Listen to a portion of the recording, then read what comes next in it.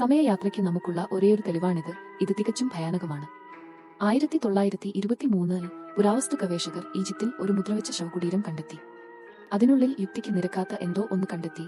1987 ഒരു ഫോട്ടോ. ആധുനിക വസ്ത്രം ധരിച്ച ഒരു മനുഷ്യൻ ശവകുടീരത്തിനു മുന്നിൽ ക്യാമറയുമായി നിൽക്കുന്നതായി അതിൽ കാണിച്ചു.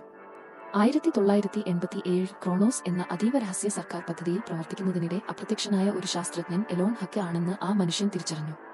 പദ്ധതിയുടെ ലക്ഷ്യമോ സമയയാത്ര തുറക്കണോ? എന്നാൽ ഹക്ക് ഒരു തുമ്പും കൂടാതെ അപ്രത്യക്ഷനായതിനെ തുടർന്ന് അത് അടച്ചുപൂട്ടി. ഫോട്ടോയുടെ പിന്നിൽ ഒരു ഭയാനകമായ സന്ദേശം എഴുതിയിരുന്നു. ഞാൻ അത് തടയാൻ ശ്രമിച്ചു, പക്ഷേ ലൂപ്പ് അനിവാര്യമാണ്. വർഷങ്ങൾക്ക് ശേഷം 1980 മറ്റൊരു ഫോട്ടോ പുറത്തുവന്നു. ഇപ്പോൾ പതിറ്റാണ്ടുകൾ പഴക്കമുള്ള എലോൺ ഹക്ക് അതേ ശവകുടീരത്തിന് മുന്നിൽ നിൽക്കുന്നതായി ഇത് കാണിച്ചു. ഫോട്ടോയിലെ തീയതി 2025. വിദഗ്ധർ സ്തബ്ധരായി.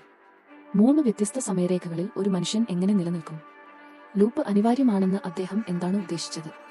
അവസാന സൂചന ഹക്കിന്റെ 1987 ലാബ് കുറിപ്പുകളിൽ കണ്ടെത്തി. അദ്ദേഹം എഴുതി, സമയം രേഖീയമല്ല, അതൊരു ലൂപ്പാണ്, ഞാൻ അതിൽ കുടുങ്ങി.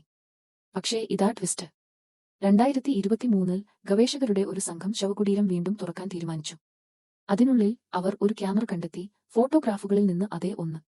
അവർ ഫിലിം വികസിപ്പിച്ചപ്പോൾ 2045 തീയതിയുള്ള ശവകുടീരത്തിൽ നിൽക്കുന്ന അവരുടെ ഒരു ചിത്രം അതിൽ കാണിച്ചു. ഇതുപോലുള്ള കൂടുതൽ വീഡിയോകൾക്കായി ദയവായി സബ്സ്ക്രൈബ് ചെയ്യുക.